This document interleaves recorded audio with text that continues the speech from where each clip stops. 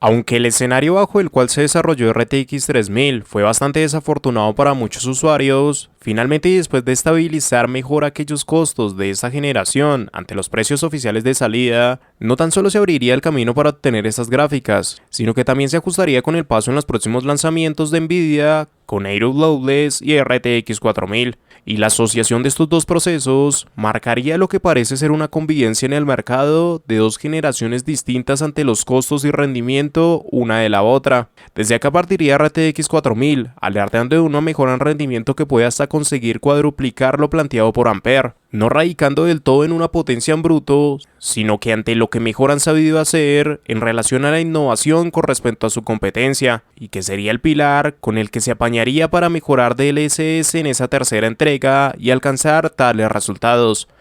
Pero ante todo esto, ¿realmente de dónde partiría su mejora? ¿Y hasta qué punto sería conveniente con respecto a las pasadas entregas?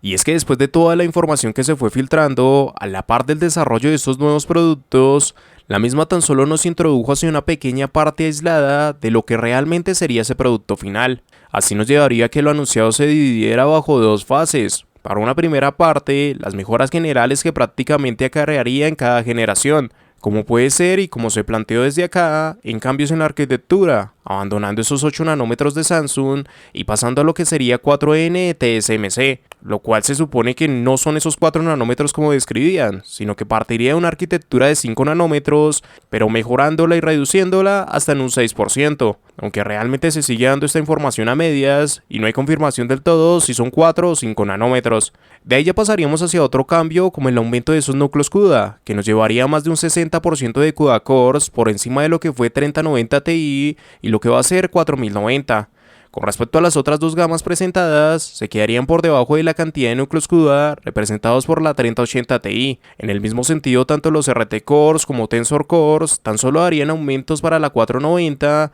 y esa versión en 480 seguiría por debajo de lo representado por 3080 Ti y a su vez en un intermedio con 3080. Esto se ve mucho mejor representado si es que miramos los bloques de diagrama en estas dos generaciones, que aunque tengan cambios siguen partiendo de la misma base. Para entender cómo se conformarían estas GPUs, tendríamos como pilar a las CUDA cores. Varios de estos CUDA cores, más caché de nivel 1 y unidades especializadas conformarían un SM o Streaming Multiprocessor. La suma de algunos SM conformarían un GPC o Graphics Processing Cluster, y varios de estos GPC más caché L2 nos llevarían a la construcción de esas GPUs. Cabe aclarar que esto es muy general y evidentemente cada nivel de estos es más complejo y mantiene muchas más unidades que de hecho más adelante estaremos mirando, pero de momento con esto nos basta para entender el avance de estas GPUs. Entonces parte de esa mejora de la serie 90 cobraría sentido bajo el aumento de GPCs adicionales que vemos por parte de AD102 frente a GA102, como las GPUs correspondientes de 490 y 3090.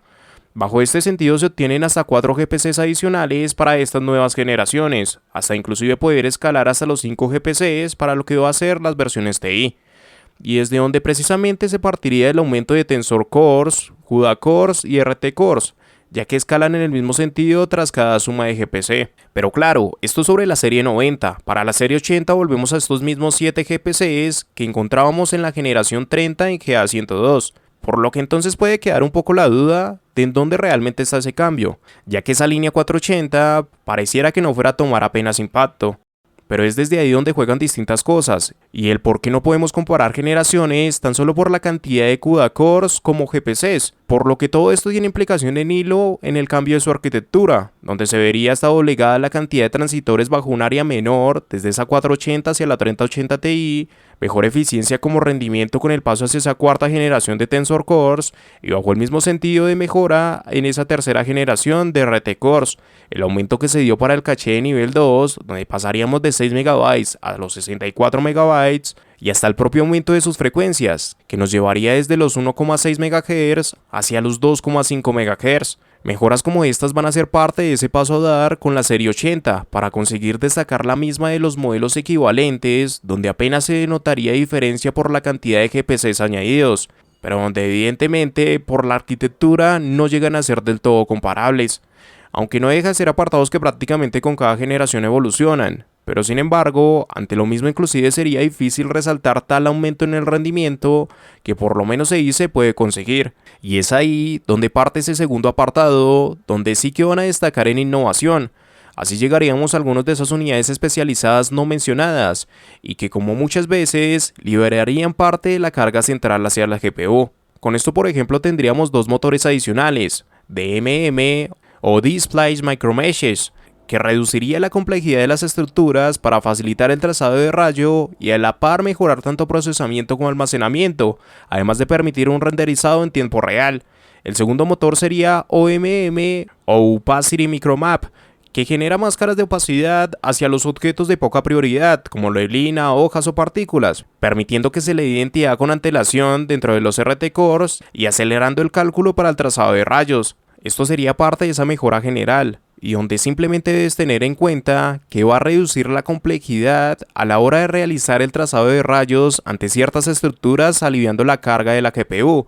pero que no solo se queda acá, sino que también se ve apoyada por muchas otras mejoras exclusivas para esta generación, con lo que llegaría en este caso para una reorganización de las cargas de trabajo desde Shader Execution Reordering o SER, así los múltiples procesos resultantes de usar trazado de rayos y que conviven y derivan ante el sombrado con la evolución de los niveles adecuados de luz, oscuridad o color, son reordenados antes de llegar a los SM, que es un poco más de lo mismo, dejar unidades específicas para apoyar la disminución de la carga final hacia la GPU, que aunque parece un proceso de menor complejidad que lo mostraba anteriormente, conseguiría en teoría por sí mismo hasta un 25% extra de rendimiento. Todo esto en conjunto más lo mencionado con respecto a la arquitectura, frecuencia y hasta caché, es desde donde se apañaría una serie 80, que a priori si se compara erróneamente entre generaciones, se puede ver como una construcción similar o hasta inferior con respecto a esa generación 3000, pero que si se mira precisamente a fondo y detrás de esas mejoras, supone un avance importante tanto en poder bruto y sobre todo en la gestión de sus recursos,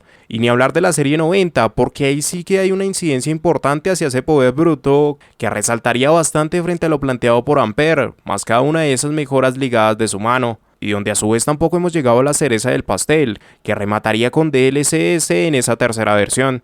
De nuevo con la misma base a partir de una resolución inferior para posterior a esto reconstruir la misma hacia una imagen final. Sin embargo, ya no sería tan solo un proceso que daría utilización tanto a la inteligencia artificial como a los tensor cores, sino que entraría a ser apoyado a partir del acelerador de flujos óptico, que según lo que se ha dicho también se encontraba por parte de Turing y Ampere, pero ante una menor potencia y precisión, y dando el paso desde la creación de píxeles hasta lo que ya es la generación de fotogramas. Con esto nos llevaría a generar un segundo fotograma rescalado desde una octava parte del total de píxeles, que no solo aumentaría esos FPS, sino que inclusive permitiría reducir la carga a la CPU, aunque no es del todo perfecto, porque el paso de ese mismo frame extra que añade, y son el gran motor de mejora de DLSS 3, va a ser el motivo para sumar latencia a sus productos, y por el cual se tendría que sumar un tercer punto como solución ante lo que sería Nvidia Reflex. Y a través de todo esto, precisamente aquello de cuadruplicar el rendimiento ya no empieza a sonar tan ilusorio y exagerado, sino que realmente puede ser factible. Pero está condicionado y dependerá tanto de la combinación de estas mejoras, como hasta propiamente de donde se apliquen, ya que se deberá incluir el soporte de DLSS 3, hasta un uso de ray tracing elevado e inclusive problemas como juegos CPU demandantes, para que las mejoras puedan tomar tanto impacto frente a la pasada generación. Por lo que negar las mejoras detrás de estas nuevas entregas para nada sería coherente, pero sí que sobre las mismas, el resultado final engloba mejoras que no solo deben proveer desde la GPU, sino también desde el aplicativo. De lo contrario, pues precisamente vemos como el distanciamiento entre los modelos de la pasada generación es relevante, pero no a la magnitud con la cual puede llegar bajo el aprovechamiento de cada una de estas mejoras. Esto lo menciono ya que es probable que el tiempo y la propia adaptación de juegos hacia esta generación remarquen la diferencia en rendimiento contra las presentes entregas, y bajo el mismo sentido, en su salida, haya una disparidad entre los resultados de muchos de esos juegos del mercado, por lo que inclusive a futuro parece aún más prometedor esta generación, y realmente supone un salto importante frente a sus predecesores, pero ante mejoras que a su vez también cogería con pinzas, porque no deja de ser rendimiento extra partidario de tecnologías de rescalado, que considerando que va a ser una base tan importante para ese rendimiento final que se promete, no creo que suponga tales aumentos en los costos, que sí sería el problema real de esta generación. porque así como es innegable el aumento del rendimiento, el precio también escaló demasiado con respecto a prácticamente cada una de las generaciones anteriores, por lo menos ante el costo oficial de salida, que ni siquiera refleja por completo los costos finales que vamos a tener. Y que bajo esta primera instancia, esa serie 90 va a ser la que más destaque, inclusive sin DLSS, ya que probablemente va a ser la única que vaya a seguir apegada a un precio cercano al de sus predecesoras, mientras que la 480 de 16 GB escaló $400 de repente, y el apaño de esa 470 camuflada subió otros $400 desde sus correspondientes generaciones. Esto es algo que probablemente ya hayan escuchado, ya que lo que se nombró como 480 de 12 GB no debería para nada ser una línea 80. Esto parece exagerado, pero si es que la miramos en profundidad, la disminución de esa VRAM no solo cargó con esos 4 GB detrás, sino que también se llevó consigo un GPC. Esto quiere decir que básicamente se redujeron tanto Tensor Cores, RT Cores, ROPS y pues en general la disminución de cada aspecto por falta de ese GPC. De hecho, ante tanta distancia, ni siquiera se añade la misma GPU. 480 de 16 GB utilizaría AD103, mientras que 480 de 12 GB partiría desde AD104. Dar el cambio a dicha proporción y disminuyendo GPCs dan simplemente otra gama. De hecho, AD104 también conformaría de forma oficial esa línea 70, donde realmente debió ser partícipe la supuesta 480 de 12 GB. Partiendo de esto, el no darle la nomenclatura que merecía sería paños de agua tibia, para que ese supuesto costo no escalara en 400 sino en 200 y no pareciera tanta esa diferencia. Y son $400 que se ven justificados a partir del costo de la oblea, que prácticamente se duplicarían desde el precio que se mantenía por parte de Samsung para los 8 nanómetros, no tan solo por querer incluir una mayor cantidad de transitores por área, sino que también por adelantos de pagos para dar prioridad a la construcción de sus nodos. A ello evidentemente se le suma el costo por las memorias, la cantidad de fases, enfriadores y en general el costo de cada complemento a la gráfica. Así los precios de la serie 90 no establecerían un costo tan elevado, debido a que los cambios generales con el resto de apartados por fuera de estas obleas no van a establecer un aumento por encima de lo asignado por sus predecesores, y adicional a ello, puede seguir reteniendo el impacto por el costo de oblea y generando ganancias.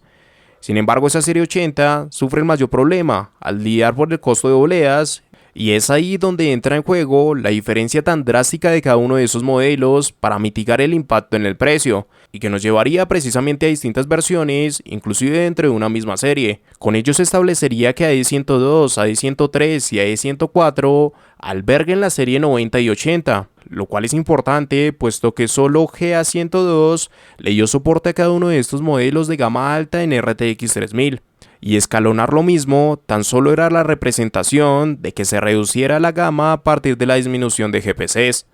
Ahí entra la cuestión, dieron tanta diferencia en cada uno de estos modelos hasta el punto inclusive que se puede dar crítica del por qué se distancia tanto 490 de 480 y 16 GB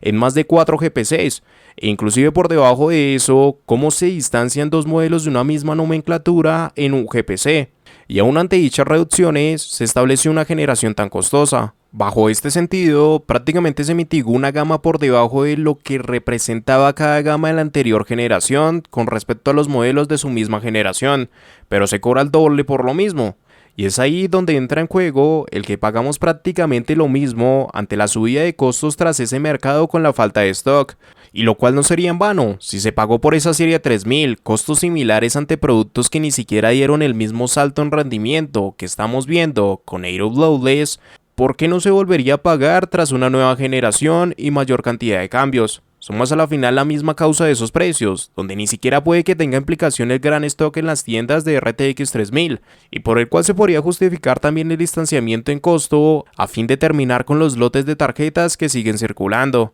Y cabe mencionar que con todo esto no estoy diciendo que el costo no podía subir y que se debería mantener en los mismos precios de RTX 3000. Creo que es coherente aumentar los mismos, pero la proporción con la que lo hicieron de una generación a otra es bastante absurda, sobre todo con la cantidad de cambios a fin de mitigar el valor de las obleas.